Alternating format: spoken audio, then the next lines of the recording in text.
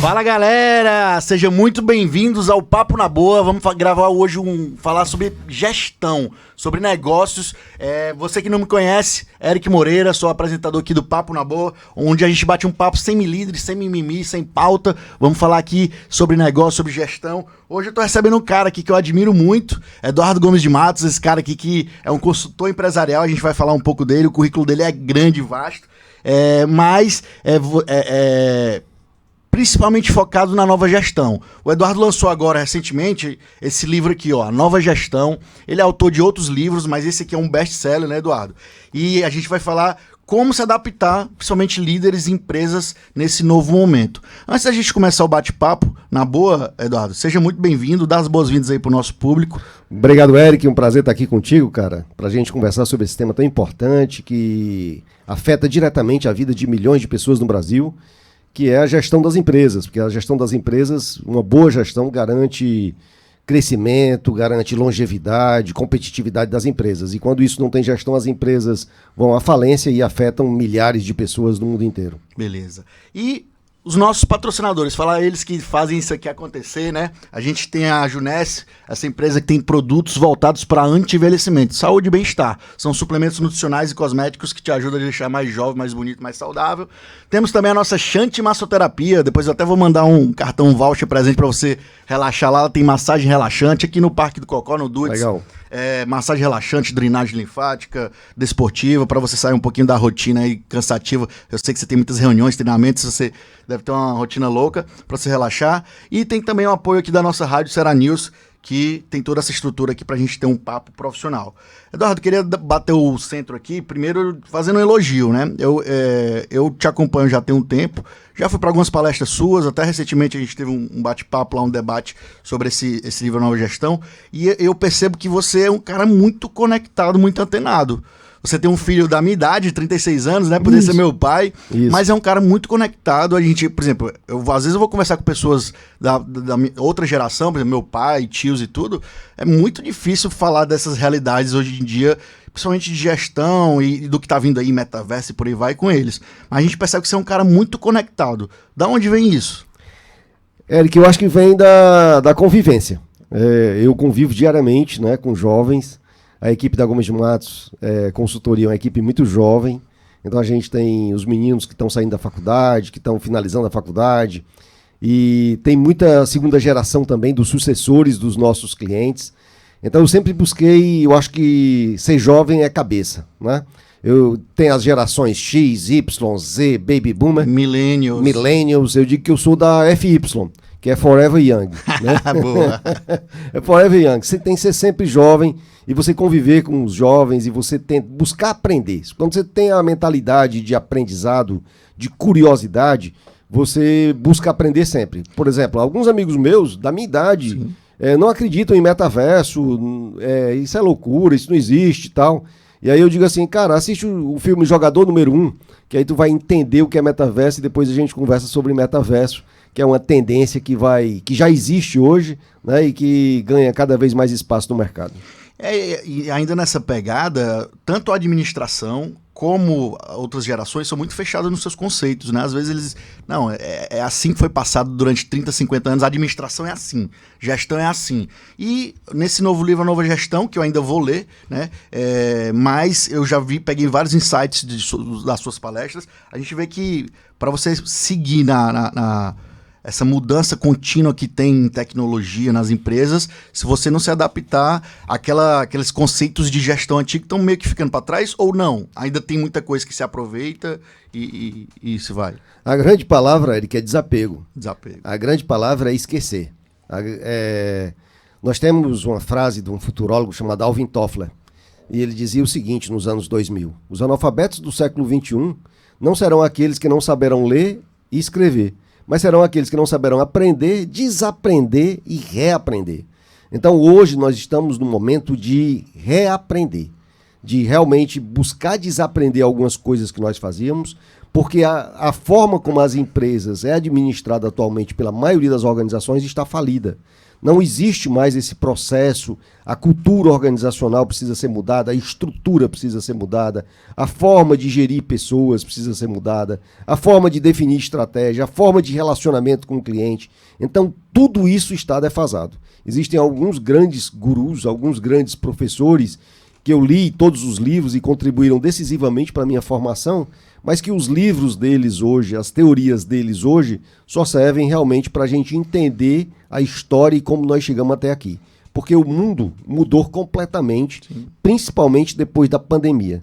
Então, nesse momento agora, as empresas que sobreviverão serão aquelas que serão resilientes, serão aquelas que saberão se adaptar rapidamente a essa nova realidade. E isso não é feito pelas empresas, porque as empresas somos nós.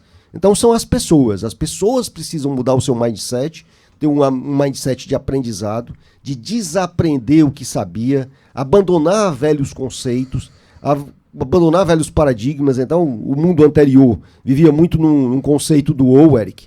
Ou era isso, ou era aquilo, ou é o A, o B e o C. E hoje a gente vive um mundo diverso.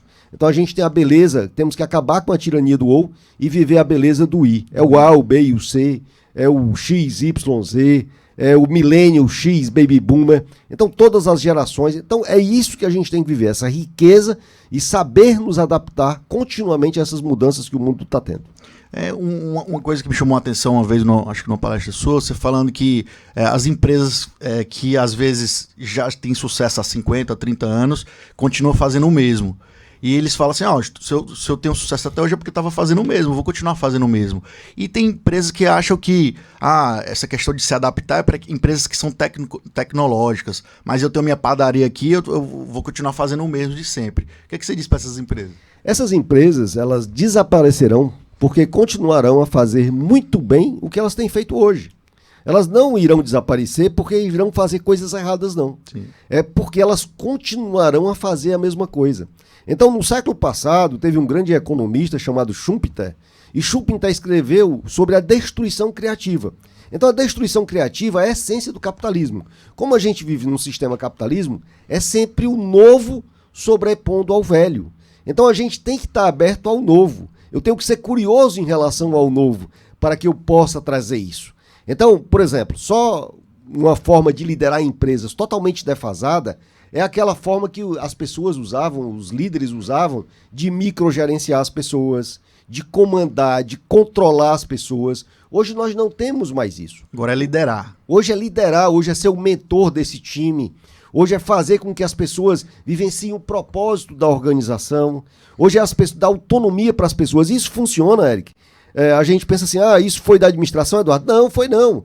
Quem trouxe esse novo conceito a partir de 2000, no início dos anos 2000, foi um general americano chamado Stanley McChrystal. McChrystal, ele percebeu que a forma hierárquica do exército americano, dos SEALs americanos, combater no Iraque, não estava funcionando com a Al-Qaeda.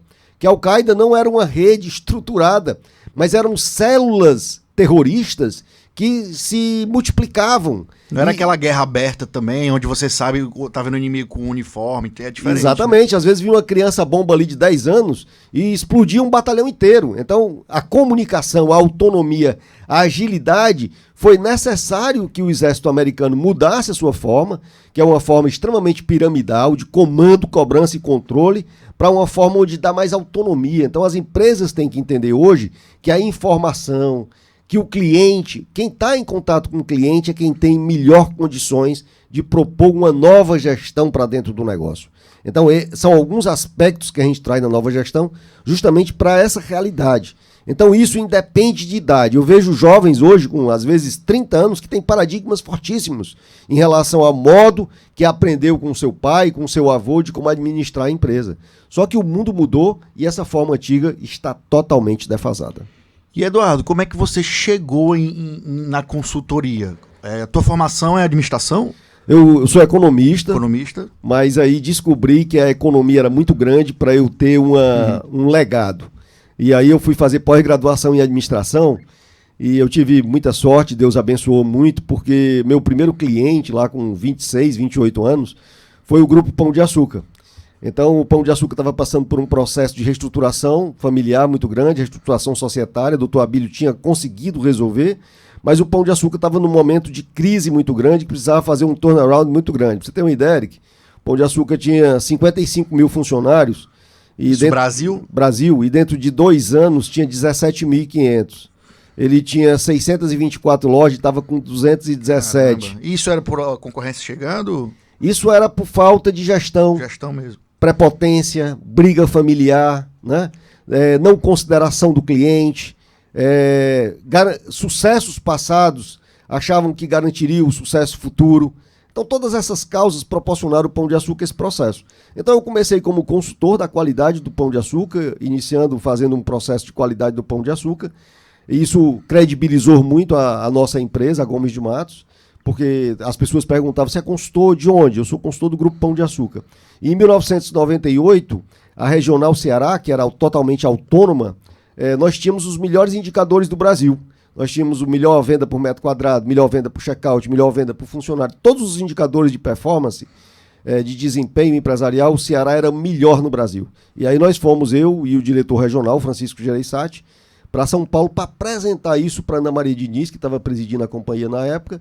E aí nasceu o Programa de Excelência Pão de Açúcar, que foi... Para duplicar para o Brasil todo. Exatamente, foi multiplicado para o Brasil todo. E aí nós passamos 10 anos assessorando o Pão de Açúcar, desde 91 a 2001. E aí eu tinha um contrato de exclusividade, aí foi quando eu comecei a trabalhar mais para os supermercados cearenses, fiz trabalho para todas as redes cearenses, Supermercadinho São Luís, que até hoje é nosso cliente, Super Lagoa, Super Família, Cometa e tantos outros supermercados, Center Box e tantos outros, hoje que são grandes aqui, players do mercado. A gente, depois de 1 ano do contrato de exclusividade de Pão de Açúcar, a gente teve condição de assessorar essas nessa época empresas. você já tinha criado a Gomes de Matos, tendo um cliente exclusivo que era o Pão de Açúcar. Sim, em 95 eu tomei a decisão de deixar de ser executivo, porque eu era executivo. Do Pão de Açúcar e... Eu era executivo da CDL e consultor do Pão de Açúcar, sim, às noites e aos sábados. Puxado. Era puxado. Né? Eu me acostumei muito a trabalhar 3 expedientes. Sim. E chegou a hora de tomar a decisão. E aí eu tomei a decisão de ser consultor, porque eu amo ser consultor. Eu acho que o consultor, ele entende uma realidade, ele diagnostica problemas, ele propõe soluções e implementa essas soluções. Então, quando a gente vê algumas empresas clientes nossas despontando no mercado, sendo líder de mercado, a gente tem condição de ver assim, por trás dos bastidores tem o nosso trabalho, e é esse legado que nos anima, que nos alegra, que nos torna felizes, é justamente ver esse legado das empresas cearenses e brasileiras, porque hoje a gente tem 80 projetos no Brasil. Nossa.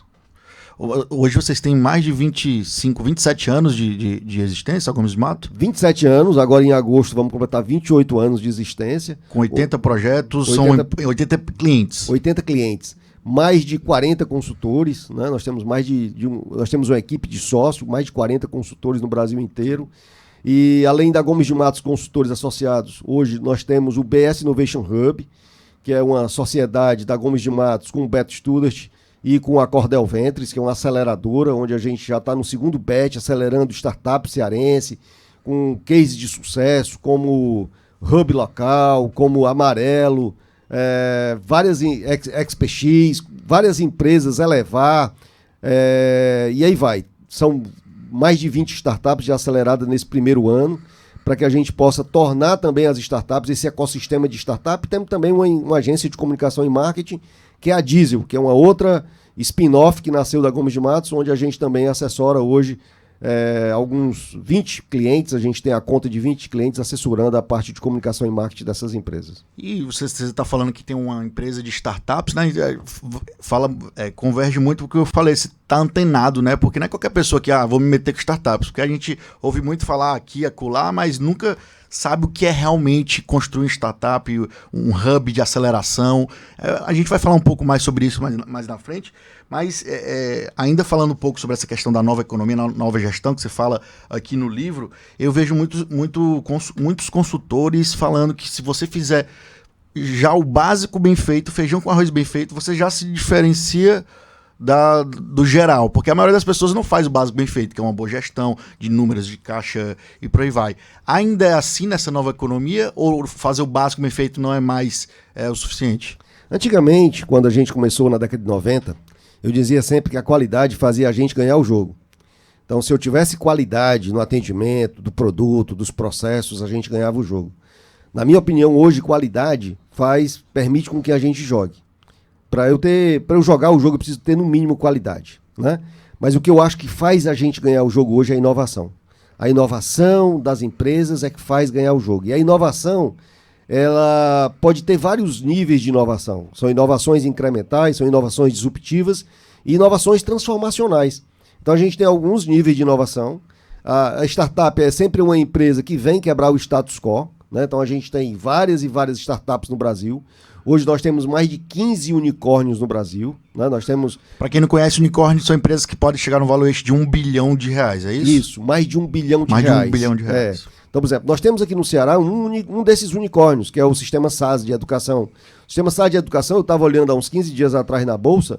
Eles entraram há uns 2 anos atrás na Bolsa? Isso. Foi um pouco antes da pandemia, não foi? Isso. Hoje, o SAS está valendo $1 bilhão e 500 milhões de dólares, mais ou menos. Já é muito dinheiro.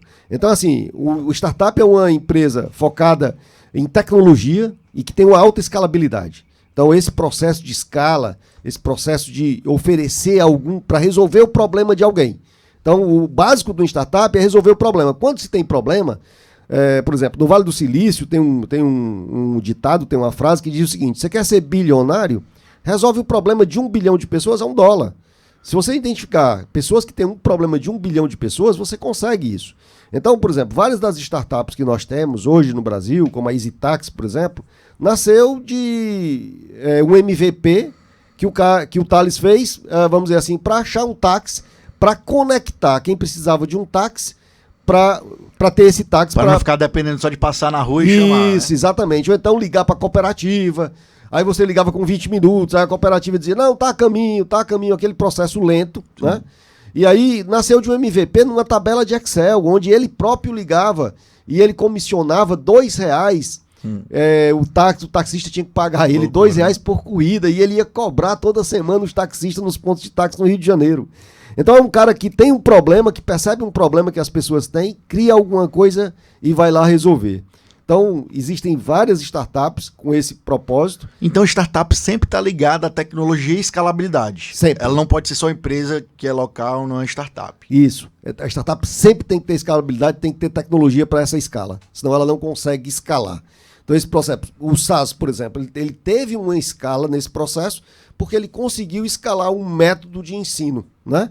Método de ensino sempre existiu. Mas da forma dele. Mas da forma que ele mudou o modelo de negócio. Então, o que as tecnologias têm proporcionado, Eric, por exemplo, como IoT, inteligência artificial, nanotecnologia, biotecnologia, veículos autônomos, 5G, o que isso tem proporcionado, essa convergência dessas tecnologias, são a criação de novos modelos de negócio. Então as pessoas têm que estar abertas a esses novos modelos de negócio. Porque um novo modelo de negócio, como por exemplo o Nubank, que é uma startup, um unicórnio brasileiro, ela hoje tem 38 milhões de clientes no Brasil e não tem nenhuma agência bancária. Vê só como o modelo de negócio é diferente. E antigamente ter agência de bancária, meu pai era gerente do Banco do Brasil, era fundamental para que você tivesse escala. Então você tinha que ter agências no interior para que você pudesse ter clientes. Hoje você vê as agências fechando, né? As agências Bradesco, fechando. Banco do Brasil, porque o custo operacional disso é muito alto, né? Eu acho que faz mais de 2 ou 3 anos que eu não vou a uma agência bancária. A gente resolve tudo pelo celular. Né? E falando de internet das coisas, né? Tanto inteligência artificial, tem gente que acha que é muito distante isso ainda, mas, por exemplo, basta você viajar, vai para outro aeroporto, que você entra, faz um check-in no aeroporto, já aparece lá no teu celular, sei lá, teu McDonald's está ali a 100 metros, então já te avisa que está ali. Aquilo ali é inteligência artificial, né? É o que a gente chama no livro da excelência operacional. Um dos tópicos da nova gestão é essa excelência operacional. Na excelência operacional, eu tenho que ter a inteligência de dados. Eu tenho que ser uma empresa inteligente, eu tenho que usar dados, eu tenho que usar informação. Então, por exemplo, se a gente entra na Amazon hoje, o meu perfil da Amazon é diferente do seu, que é diferente do Eduardo, que é diferente de quem está nos ouvindo. Cada um tem um perfil diferente, porque a gente tem um histórico de navegação diferente, a gente tem um histórico de compra diferente. Então, a inteligência de dados, ela já proporciona a melhor experiência para você. Até na compra aérea aí que você falou de passagens, né? Quando você vai pesquisa uma determinada localidade para você viajar, você já começa a receber oferta de hotel, oferta de passeios, porque você pesquisou sobre aquilo ali. Então essa inteligência de dados, essa tecnologia, que toda empresa hoje tem que ser uma empresa de tecnologia, se essa empresa não incorporar tecnologias no seu negócio, ela não se torna uma empresa inteligente. Se ela não se torna uma empresa inteligente, não tem como competir com máquinas que faz esse processo de robotização, de automação. Então não dá para fazer isso manualmente. Então as empresas da velha economia, elas pensavam de uma forma totalmente das empresas da nova economia. Sim. Então o que a gente quer com a nova economia? Inclusive nós temos uma imersão, já vamos agora para a 4ª turma, Eric, que vai ser no dia 1º e 2 de julho, né, no BS Design, onde nós vamos mostrar para os líderes como adotar essa nova gestão diante dessa nova economia.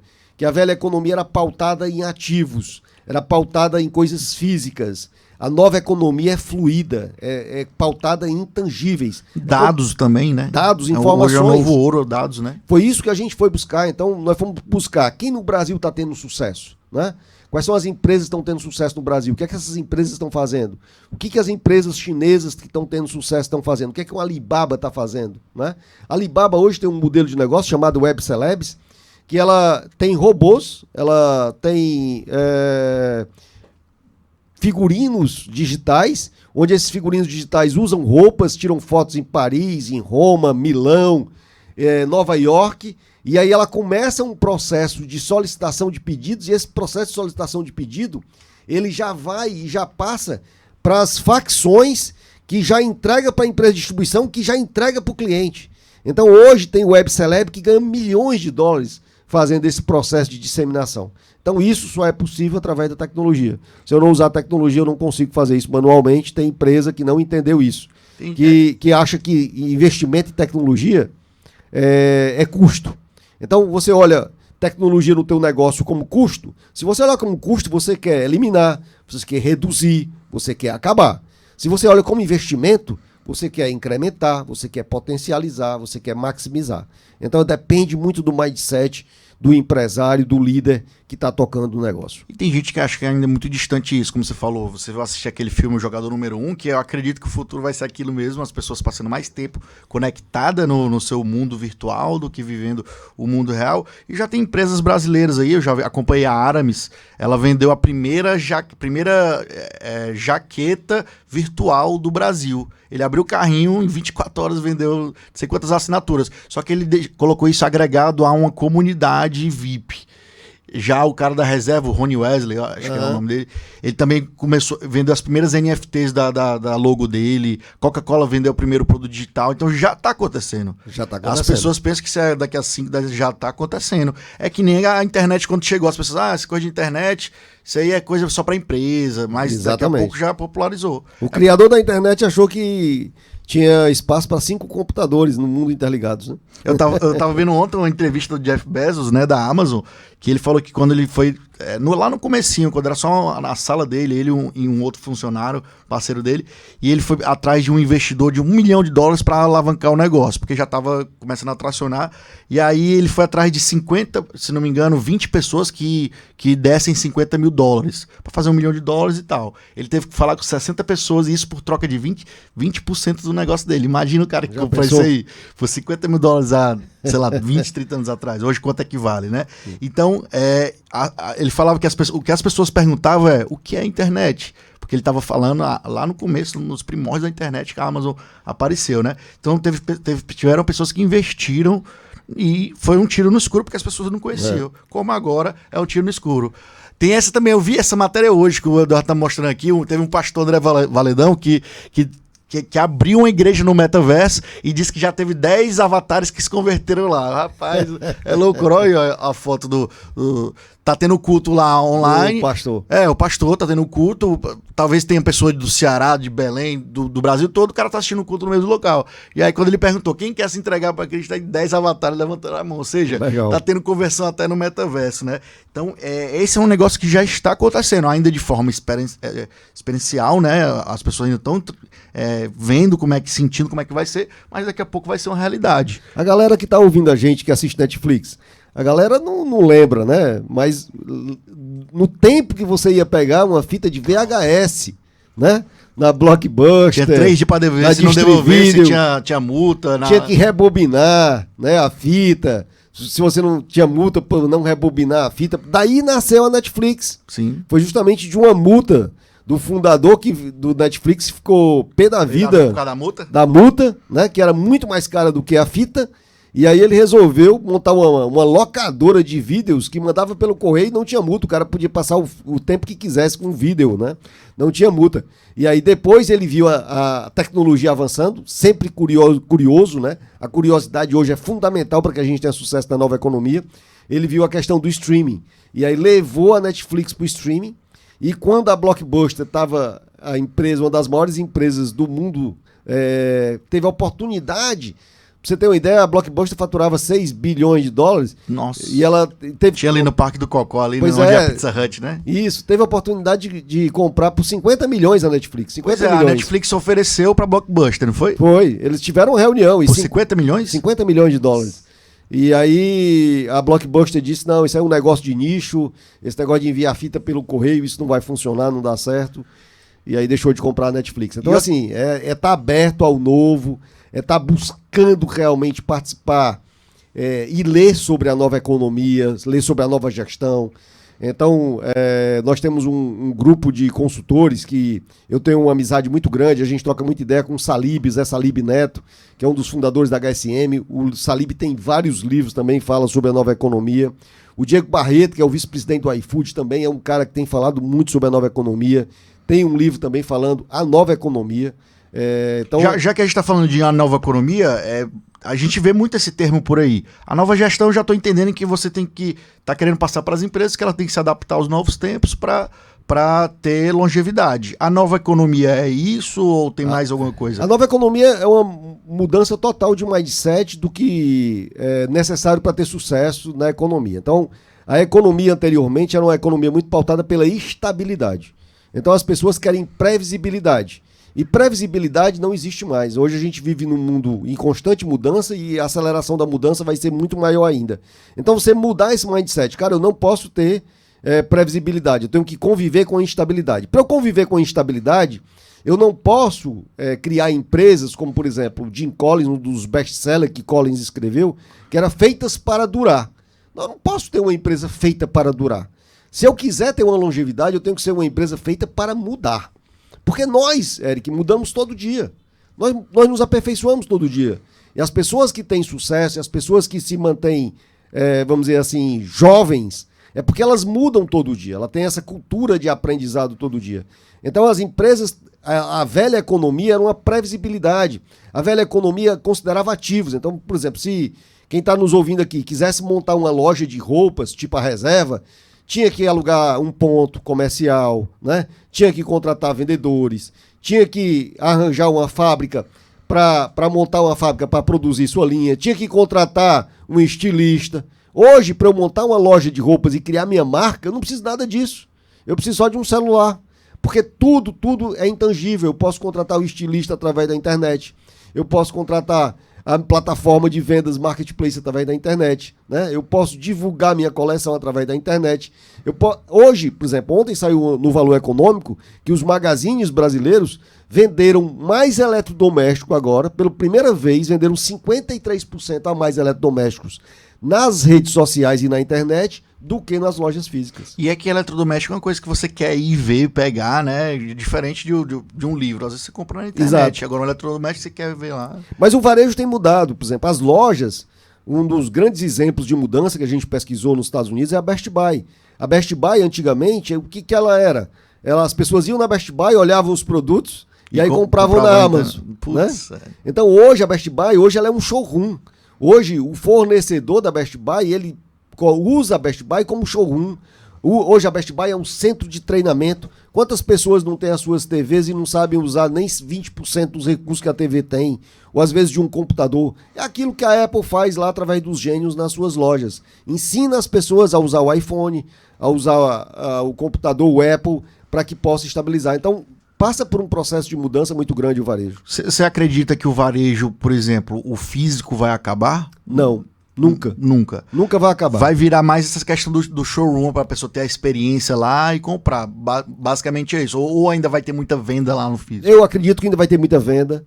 E agora, a venda acontece assim, o que o varejo tem que entender, antigamente, você lembra que quando a gente chegava em uma loja, o preço da loja era diferente do preço da internet? A internet sempre era mais barato. Sempre mais né? barato. Isso faz poucos anos, 2, 3 anos atrás, era assim. Antes da pandemia era diferente o preço. Então, o que o varejo vai se tornar é uma loja de experiências. Eu posso comprar online e pegar na loja, pode ser um ponto de distribuição, barato para mim, baratear frete. Eu posso comprar na loja, como faz a Amaro, e receber em casa, né? Eu ser uma guide shop, eu não tenho estoque na minha loja, o cliente não sai com sacola, ele só faz o pedido e recebe. Ali é um showroom, é só um mostruário de roupas, a Amaro. Então, esses novos modelos de negócio é que as empresas têm que perceber, é isso que a gente mostra na nova gestão. Quais são esses novos modelos de negócio?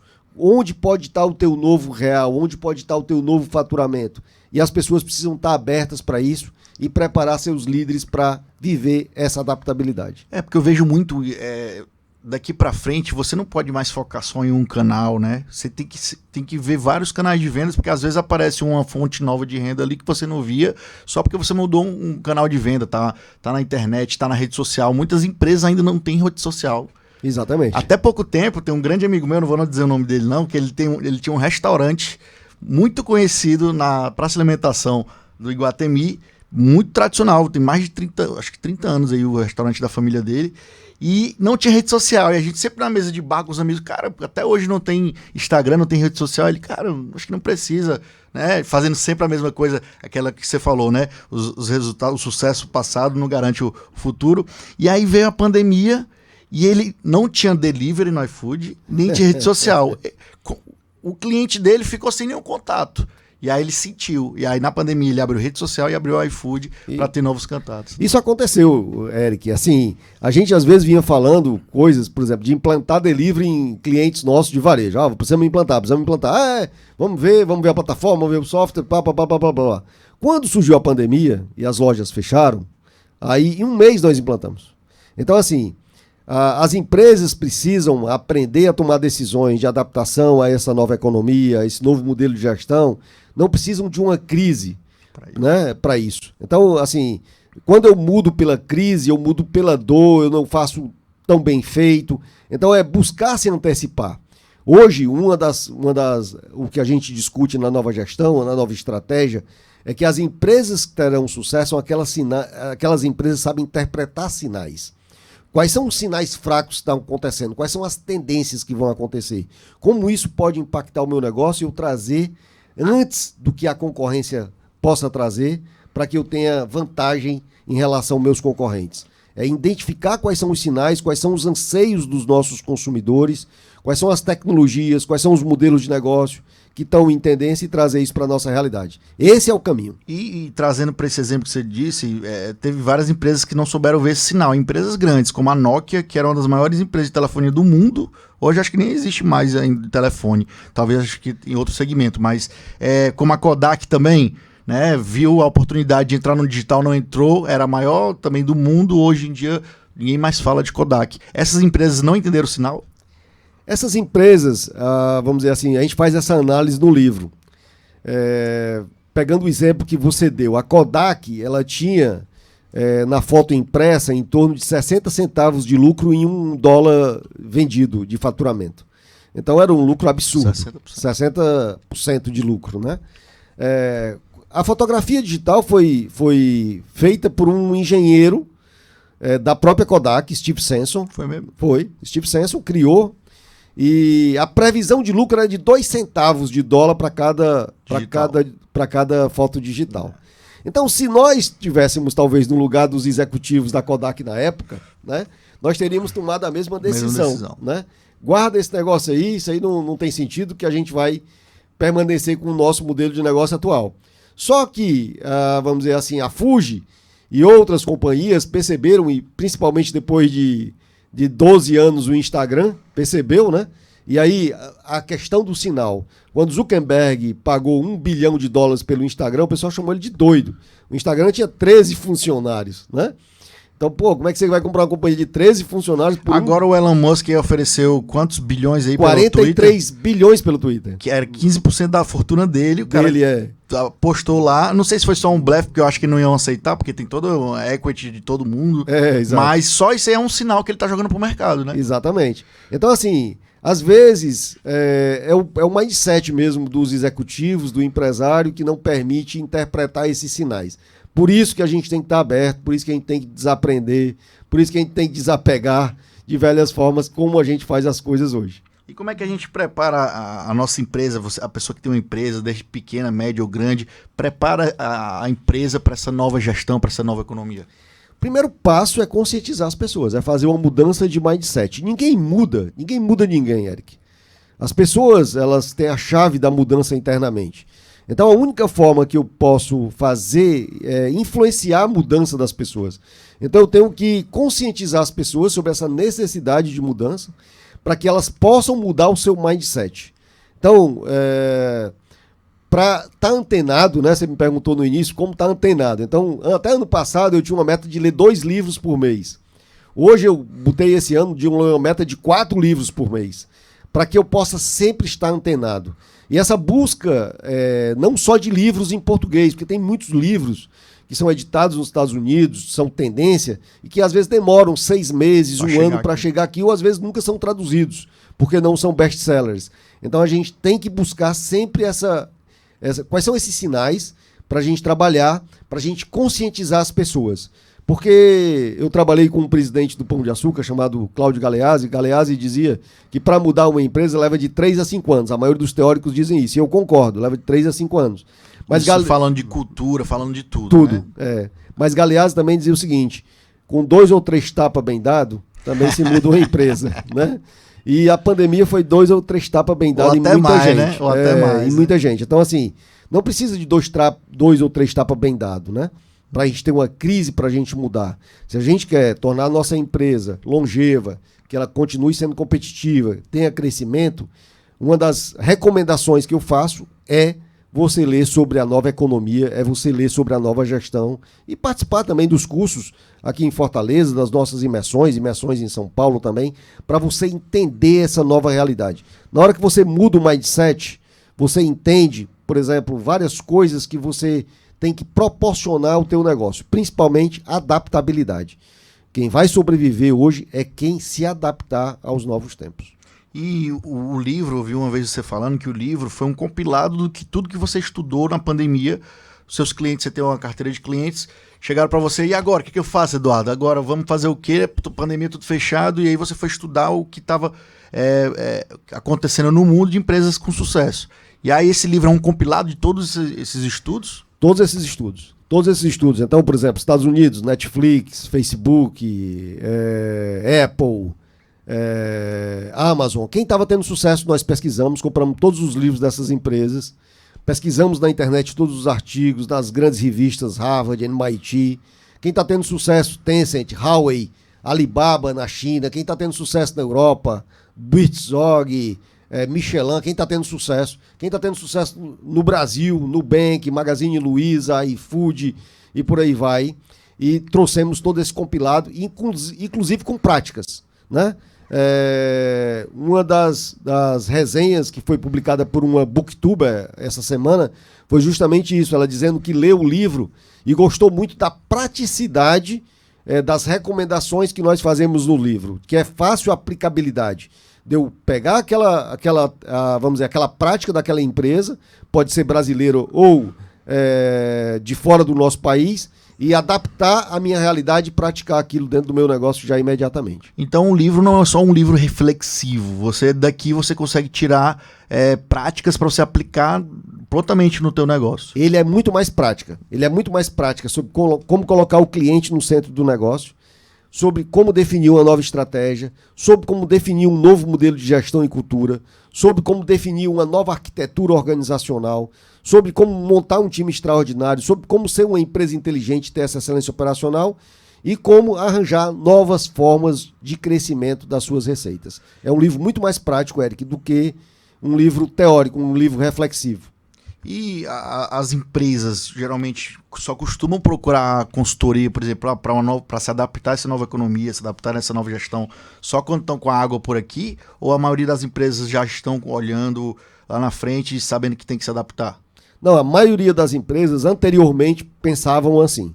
Hoje, eu acredito que nos nossos clientes, a maioria das empresas, existem empresas, claro, que nos buscam quando estão sofrendo, quando estão em crise ou quando estão em dor.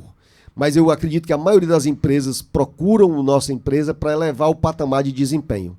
Então, se a gente pegar algumas das empresas clientes, vou falar só em um segmento aqui para você entender, né? E quem está nos ouvindo aqui entender. Então, por exemplo, o grupo BSPA. O Beto Student é nosso cliente desde 2006, né? Então, sempre o grupo BSPA teve bem e sempre o que o Beto coloca para a gente agregar valor, trazer uma visão externa, fazer uma reflexão com os executivos do grupo BSPA e com ele, para que o grupo continue avançando. Diagonal Engenharia, João Fiuza, é a mesma coisa. A Diagonal é líder também hoje de mercado, uma das grandes construtoras do segmento, e que implantamos na definição estratégica uma nova empresa, que é a Victa, voltada para o mercado econômico, e a Diagonal fazendo essas obras aí que são também, como a BSPA, ícones no nosso estado. Então, assim, a grande parte dos nossos clientes, a maioria dos nossos clientes, quando eles nos procuram é para elevar o patamar de desempenho. Então, por exemplo, McDonald's, DLT, então existem... eu esqueceria de citar aqui os 80 que são ativos atuais hoje, né? Mas a maioria deles nos busca não para resolver problemas ou crises, mas para elevar o patamar de desempenho. E tem um gráfico que eu achei bem interessante uma vez que eu vi na sua palestra, até pedi para o Eduardo colocar aqui, que, pelo que eu entendi, tanto o livro como os seus treinamentos lá na consultoria, ele traz uma metodologia para a nova gestão, e no centro está o cliente, né? Você coloca como clientes fãs. E eu ia falar sobre isso, né? Hoje em dia as empresas têm que focar na experiência do cliente, mais do que às vezes em processos, do que em outra coisa. Porque se o cliente realmente virar um fã da tua marca, vai ser muito mais fácil você ter sucesso, não é isso? Sem dúvida. E existe muita falácia com relação a isso, né? Desde 1991... quando eu comecei no Grupo Pão de Açúcar, várias e várias empresas diziam que o cliente era o rei, o cliente tem sempre razão. Mas tudo isso é falácia, tudo isso é mentira. Na realidade, quando você tem um problema e você vai tentar resolver o problema, e aí sempre aparece a norma, né? Não, a norma não permite, né? Não, o procedimento não é esse. Então, assim, uma das aulas que eu tive ano passado, um dos MBAs que eu tive a oportunidade de fazer, graças ao online, o online permite isso, né? Eu tive aula com o fundador do Waze, o Uri Levine. Sim. E o Uri Levine coloca... De Israel, ele, né? Israelense, exato. O Uri Levine coloca o seguinte: não se apaixone pela sua solução. Não se apaixone pela sua marca, pelo seu produto, pelo seu serviço. Se apaixone pelo problema do cliente. Então, o cliente fã, quando a gente diz assim, o cliente no centro do negócio, é assim, quem é meu cliente, qual o problema que ele tem, como eu resolvo. Então, esse é o ponto, é resolver o problema do cliente e na perspectiva do cliente. Porque nós nos enganamos muito quando o cliente nos contrata. Tem um consultor americano, infelizmente falecido há 2 anos atrás, o Clayton Christensen, que ele trouxe esse conceito. Quando ele foi fazer um trabalho para uma rede de fast food, Eric, o produto que mais vendia pela manhã cedo era milkshake. E eles analisaram, deve estar errado esse dado, porque vender milkshake de manhã cedo, quem é que toma um negócio doce? Pra ser um café, né? Pra ser um café, alguma coisa desse tipo e tal. E aí eles foram verificar os dados estavam corretos. E eles pensavam que vendiam milkshake, o cliente comprava para se alimentar. Quando eles foram conversar com o cliente, por que eles compravam de milkshake de manhã cedo, os clientes disseram que era para se entreter. Porque eles faziam aquele percurso de trem, de metrô, das grandes metrópoles americanas, e eles compravam milkshake, Iam tomando para passar o tempo, né? Então, a rede de fast food identificou que ela não estava vendendo alimento, ela estava vendendo entretenimento. E o que foi que ela fez? Tornou o milkshake mais denso para o cliente perceber que demorava mais e agregava mais valor para ele, né? E assim teve uma melhor experiência e mais valor para o cliente. Então, colocar o cliente como fã é identificar o que tem valor para esse cliente. O segredo da nova economia é como criar valor. eu tenho que criar valor, ofertar esse valor e capturar valor, ganhar dinheiro em cima desse valor que eu criei e ofertei para os meus clientes. Esse exemplo que você levantou me lembrou acho que um case, né, que é a Cacau Show, ou essas de chocolate semelhantes, que o concorrente dele não é outra loja de chocolate. O concorrente dele é a Boticário, que é uma loja de presente.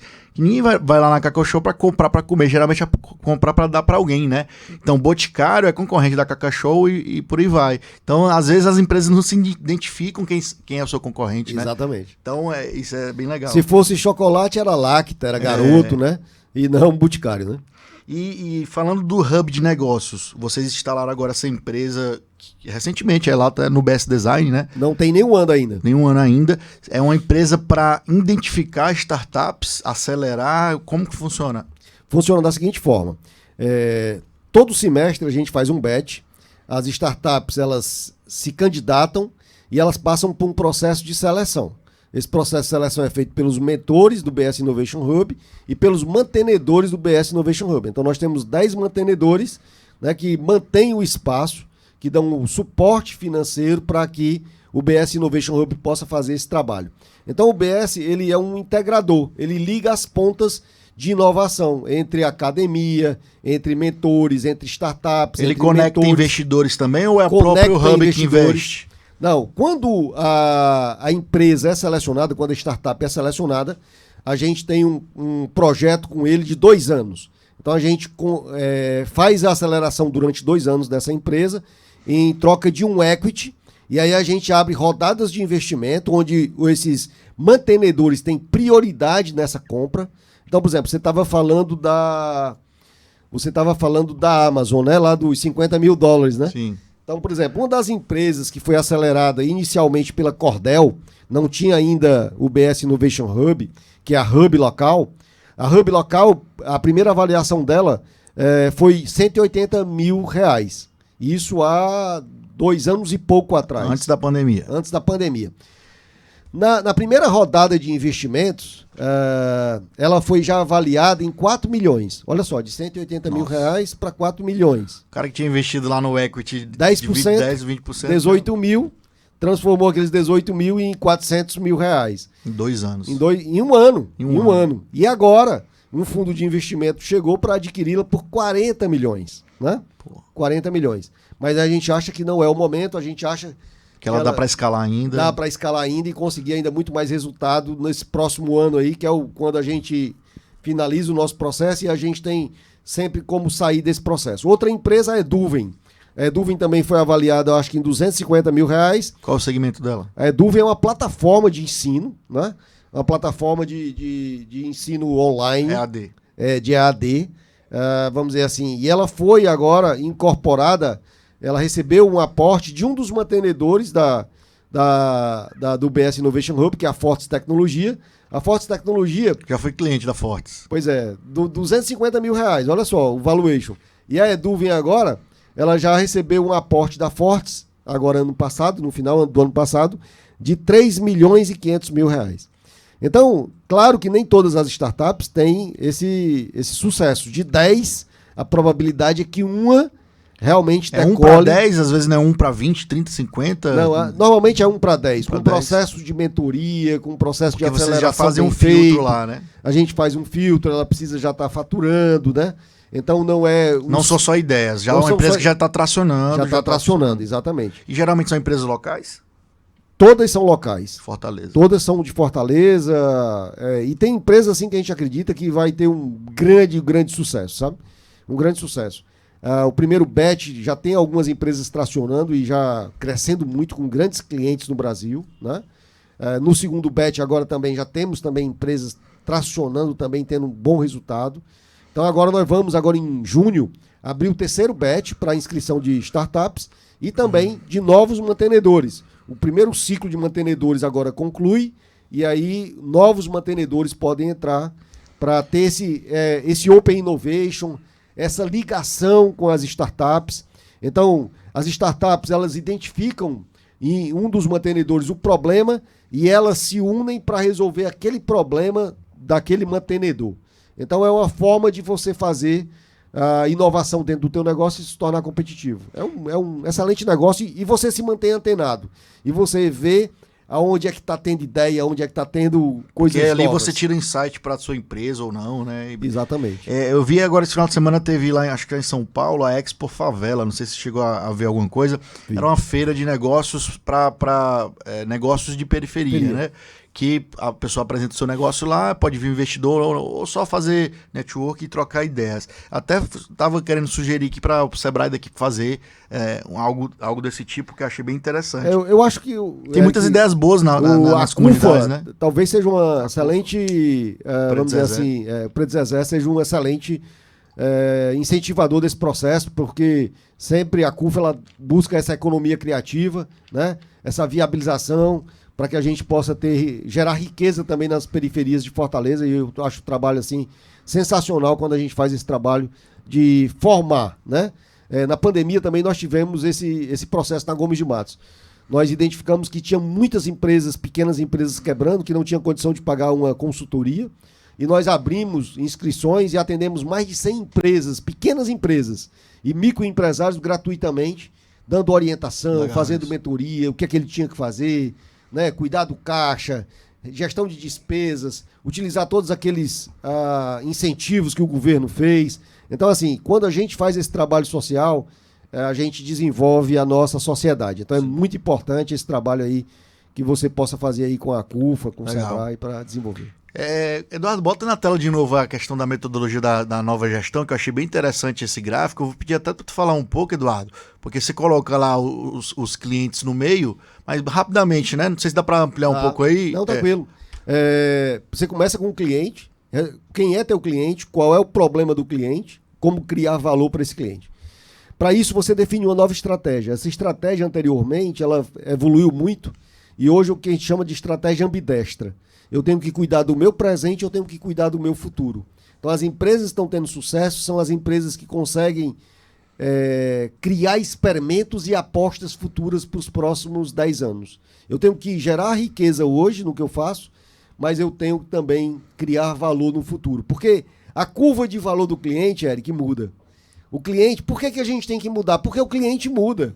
Então, por exemplo, se a gente for montar hoje uma Distrivideo, uma Blockbuster, será que nós teríamos sucesso?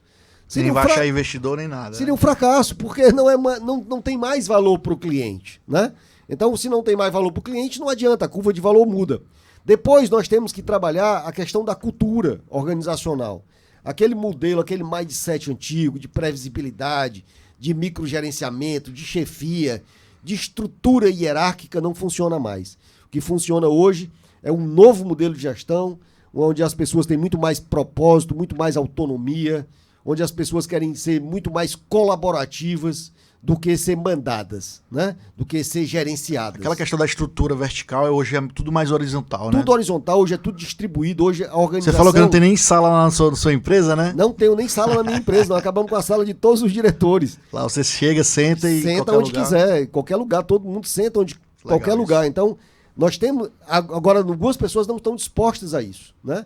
Algumas pessoas não estão dispostas a essa colaboração. E aí a gente tem que entender a cultura de cada empresa, porque também você não adianta forçar uma coisa que, vamos dizer assim, o dono não aceita aquele processo. Depois a gente tem que trabalhar a questão dessa arquitetura organizacional, desse design, como ter um time extraordinário. As pessoas hoje, nós temos uma carência de pessoas enorme. Nós estamos numa guerra pelo talento. Em todos os clientes nossos, nós temos vagas abertas e não conseguimos preencher essas vagas, porque não existe pessoas capacitadas, infelizmente, para essa vaga. Não se atualizaram, não buscaram aprender, não leram, né? Não fizeram cursos, não estão com as skills necessárias hoje. Então, há um estudo da McKinsey, que é a consultoria maior do mundo no Brasil, que 49% da força de trabalho até 2030 do Brasil, ela vai ter que fazer um processo de reskilling, adquirir novas habilidades ou de upskilling. Elevar suas habilidades, porque senão vai ficar sem trabalho. Vai ter um monte de gente desempregada, porque vai ter lugar e a pessoa, como você disse, não sabe mexer nem no computador, não sabe mexer numa rede social, não busca as novas tecnologias, né? Não sabe, daqui a pouco, fazer um trabalho no metaverso. Então ficam desatualizadas. Então tem que ter esse processo de upskilling. Depois a gente trabalha a inteligência, a empresa inteligência, a excelência operacional e novas formas de crescimento, novos modelos de negócio, onde pode estar o nosso novo real, onde pode estar o nosso crescimento das nossas receitas. É isso, essa metodologia da nova gestão, que a gente faz a imersão de 2 dias e depois a gente tem mentorias, a gente tem trabalhos de pré-working, as pessoas fazem um diagnóstico da sua empresa antes, depois nós temos mentoria coletivas com os participantes e também eu e um dos nossos sócios, o Gomes, visitamos essas empresas participantes para ver como é que está a implementação, como é que estão essas dificuldades, como é que está a adaptação daquela empresa à nova gestão.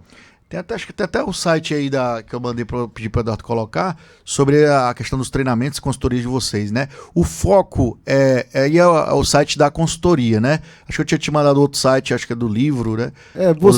Você acha com facilidade no meu perfil no Instagram. Pronto, tem um link lá. Eduardo Gomes de Matos. Tem aí o Instagram, @Eduardo Gomes de Matos, e aí você encontra tudo que você quer sobre a consultoria. Vocês focam geralmente para empresas, líderes de empresas, ou qualquer pessoa pode fazer? Qualquer pessoa pode fazer.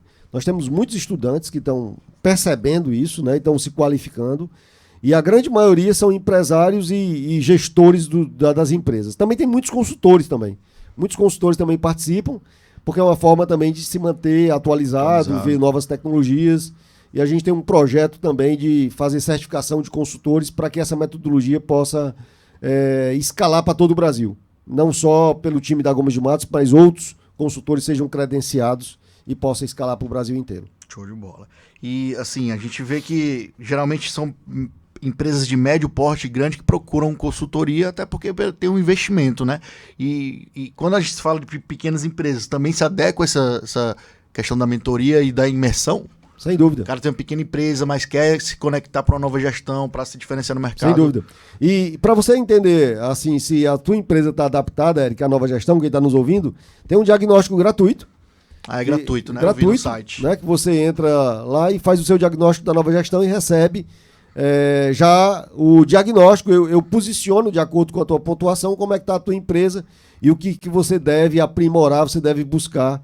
E aí já é um primeiro instrumento aí que a gente utiliza para diagnosticar como é que a empresa está em relação a essa nova gestão para ter sucesso nessa nova realidade. E você é um cara que se presta a estudar muito, falou que via 2 livros por mês, agora está em 4. A gente vê, eu quero saber muito a tua opinião, foge um pouco do nosso papo de gestão, mas sobre a forma de educação que a gente tem no Brasil. Eu sei que aí é papo para outro podcast, mas o que é ensinado há 30 anos atrás no colégio é ensinado hoje. Você é a favor de ter no colégio, por exemplo, para molecada, cadeira de empreendedorismo, educação financeira? Ou o que tu acha sobre esse modelo que tem aqui no Brasil de educação? Hoje a gente assessora em torno de 30 colégios no Brasil hoje, né? Então a educação é um tema que a gente tem estudado muito há 10 anos já. E assim, para resumir, porque a gente pode fazer outro podcast, trabalhar sobre educação, mas hoje no Brasil nós temos escolas do século XIX, professores do século XX e alunos do século XXI. Não dá certo nunca. A comunicação não dá, os métodos estão ultrapassados, estão defasados, a grade está defasada. Então a gente fez pesquisas na Finlândia, pesquisas na Califórnia, pesquisas na Suíça, pesquisas onde existem, até no Brasil, em São Paulo, existem novas formas das pessoas aprenderem e o futuro das escolas hoje é questionado. Existem 4 futuros possíveis para as escolas. Um dos futuros possíveis é as escolas desaparecerem. Outros futuros possíveis é a escola ser um grande hub de aprendizado. Então existem várias oportunidades de mudança para os colégios, para as faculdades, e as que não se atualizarem, não se adaptarem a criar valor, essas vão desaparecer com certeza. Inclusive, eu acho que você deu um exemplo num evento que eu fui, do Colégio Darwin, que eu acho que é seu cliente, né? Isso. Que é um colégio que não foca, a gente vê que tem alguns colégios que focam tantos aprovados no ITIM, resultado, né? E tem colégios que focam na formação do ser humano, do cidadão, né? Porque o sucesso, tem algumas faculdades no futuro da educação, Eric, que não vão precisar mais de um certificado universitário. Então, muitas profissões não irão precisar de um certificado universitário.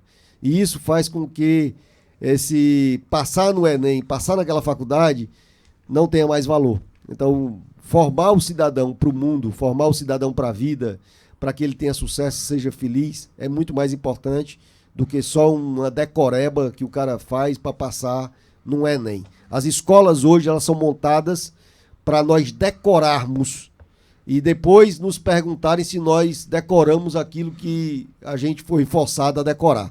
Então, quem que lembra da tabela periódica? Quem que lembra de várias coisas? Ninguém lembra, porque não era o nosso propósito, não estava dentro da nossa razão, do nosso propósito de aprender. Então, as escolas hoje, elas estão, escolas, mídia, varejo, tem alguns segmentos que estão no olho do furacão e que essas empresas, essas instituições não mudarem, elas sofrerão as consequências dessa não adaptabilidade à nova economia. Beleza. Esse é o teu livro, é o quarto livro? É o quinto livro. Quinto livro. É o filho mais novo, né? Já está na segunda edição, né? Best-seller, que vendeu já muitos exemplares, quer dizer que é um sucesso. A gente encontra em todas as livrarias digitais, né? E nas livrarias físicas que tem em shopping, né? Eu recebi essa boa notícia em fevereiro da editora literária, editora lá em São Paulo, que o best-seller é aquele livro que vende 2.000 exemplares em 6 meses. A gente estava com 3 meses do lançamento e já estava com a marca de 2.000 exemplares no Brasil. Então ele tem nas grandes livrarias, né, aqui na Livraria Leitura, aqui no Ceará, na Amazon, Livraria Curitiba, nas livrarias de São Paulo, mas a grande plataforma de venda é a Amazon. É efetivamente aquilo que a gente estava discutindo, né? A rapidez, a condição de você achar rápido. Então a Amazon aí é o nosso grande canal de venda, mas também tem nas livrarias, se você quiser imediatamente, é só ir na livraria lá do Rio Mar, na Leitura, que tem imediatamente aí. E ele já vem com um novo selo. Esse que você está aí é da primeira tiragem, edição. Da primeira edição. Não está com o selo de best-seller, mas a segunda edição já está com o selo de best-seller. Cara, a gente está chegando perto aqui do fim do nosso podcast. Queria conversar sobre 1000 outras coisas. Talvez um outro momento eu te chame para conversar sobre outras coisas. Aí, política, eu queria falar sobre outras coisas também. Para não falar só do Eduardo Consultor, mas muito obrigado pelo teu tempo. Te chamei, faz tempo que eu queria te convidar para vir pro podcast. Eu queria que tu deixasse um recado para essas pessoas que estão. A gente está no meio do olho do furacão. No meio não, já está saindo do olho do furacão. Mas pessoas que têm um negócio, está num momento difícil. A pandemia agora está terminando, mas o momento ainda é difícil da economia. E elas estão meio que à deriva, sem saber o que fazer. Será que eu dou um passo para melhorar minha empresa, para ir para essa nova gestão? Será que eu fico onde estou? Dá um conselho para esse pessoal que está passando por essa turbulência, mas que quer continuar empreendendo. Legal. Quando eu estou fazendo mentoria para o pessoal das startups, né? O pessoal pergunta assim, Eduardo, é sempre difícil assim, o começo sempre é muito difícil. Eu digo assim, olha, os 2 anos são muito difíceis, mas a partir do 3º ano você se acostuma. Né? Então, o segredo do sucesso, na minha opinião, é a resiliência, é a determinação, é a disciplina. Então, é buscar realizar teu sonho mesmo e, como conselho, busca aprender, desaprender e reaprender. O aprendizado hoje é a chave do sucesso, porque tem muita coisa nova e com certeza vai vir muito mais coisa nova. Eu tenho uma ansiedade, Eric, que eu não consigo ainda. Nós temos hoje o que nós chamamos de dilúvio digital, né? Então hoje a gente tem muita coisa digital, é um dilúvio digital. Tem que saber filtrar, né? E isso gera distração digital. E essa distração digital gera a demência digital. Né? Fica uma cabeça obesa de informação sem saber utilizar. Filtra, foca no que tu quer, né? Seleciona o que efetivamente é importante para ti. Tem muita gente que perde muito tempo ainda. Passam 5, 6 horas por dia. O brasileiro é o cara que passa mais tempo na internet e às vezes não passa de uma forma produtiva. A internet é uma grande aliada, né? Aliada para a gente ter sucesso na vida. Mas usa de forma produtiva, usa de forma para se comunicar com teus clientes, para gerar valor com os teus clientes, né? Para se relacionar com teus clientes, para você aprender. Gera no que é positivo da internet. Então é foco, disciplina.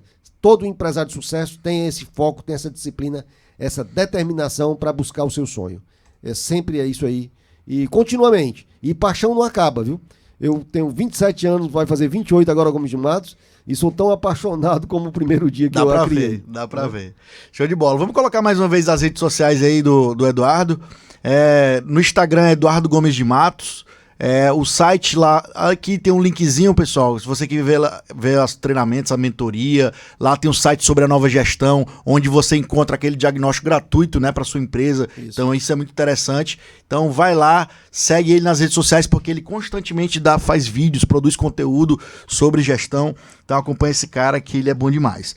Cara, mais uma vez, muito obrigado pela tua presença aí, pelo Papo na Boa. Foi um papo muito bom. Vou convidá-lo aí mais pra frente, com certeza, pra gente bater um outro papo. E até a próxima. Eric, eu que agradeço. Foi show. Foi um papo na boa mesmo. Papo na boa. Valeu, galera. Obrigado por acompanhar. Você que não é inscrito no canal ainda, vai lá, se inscreve, acompanha Eduardo. Tem o YouTube também? Tem o YouTube também, Eduardo Gomes de Matos. Segue esse cara também lá, porque ele dá dicas valiosas e acompanha o Papo na Boa. Valeu, galera.